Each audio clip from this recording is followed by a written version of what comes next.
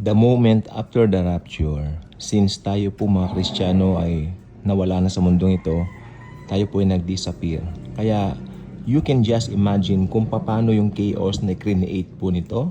Nagbagsakan ng maraming airplanes, walang binatbat yung mga aeroplano nagbabagsakan ngayon na yan. Dahil sa pagdating po ng araw ng rapture, maraming magbabagsakang airplanes, gawa nga po ng maraming mga mananampalataya na mga piloto. Tapos maraming mga drivers na mga buses, na mga kotse, ang mga Kristiyano rin, kaya ma-out of control po ang lahat.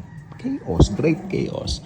And then, syempre ang pinaka-great chaos dito, saan napunta yung maraming milyong-milyong Kristiyano? So ayan po ang pinakagulo, ayan ang pinakagulo sa utak ng mga taong naiwan. Maliban na lang kung merong mga ilan na nakakaunawa. Naniniwala ko ito yung mga magiging tribulation scenes sa hinaharap. And then, ang pinaka-focus po natin sa video ito ay ang paglabas ng isang figure. Isang lalaki na nagmula sa Europa. Bigla siyang mag-o-offer ng mga solusyon. Mantakin po ba ninyo? Lahat ng mga leaders ng bansa, saludo dito. Lahat ng leaders ng relihiyon, saludo dito. Napagkaisa niya ang mga bansa. Dahil meron siyang offer na solusyon sa bawat gulo na nangyayari sa mundo na mga panahon na yan.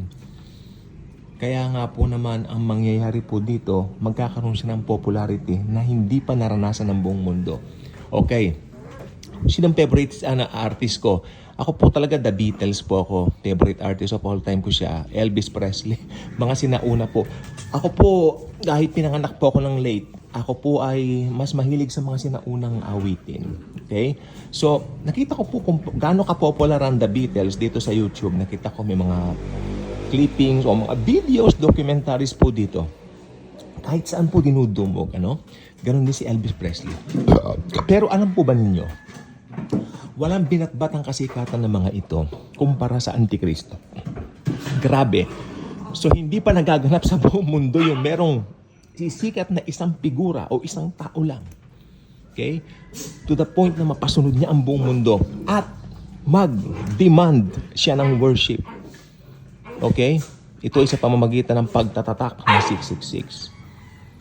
So, pansinin po ninyo, ang mga tao po ngayon nauuhaw sa pagiging famous. Fame. Di ba? Pera. Pero hindi nila alam ang mga ito po sa isang iglap pwedeng mawala.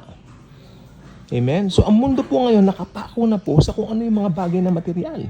Hindi po masama ang mga yan kasi tayo po mga Kristiyano, maganda po pag na-bless po tayo. Maganda po yan. Pero ang problema po sa mga hindi mananampalataya, ito na po ang kanilang buhay. Ito yung kanilang pinagtutuunan ng pansin. Ito na ang kanilang kalahat-lahatan. Amen? Ngayon, mag-share ka ng gospel in Jesus, ayaw nila. Pagtatawanan ka pa So ito po talaga yung nakakalungkot na mga pangyayari, lalo na po tayo mga nangangaral ng salita ng Diyos.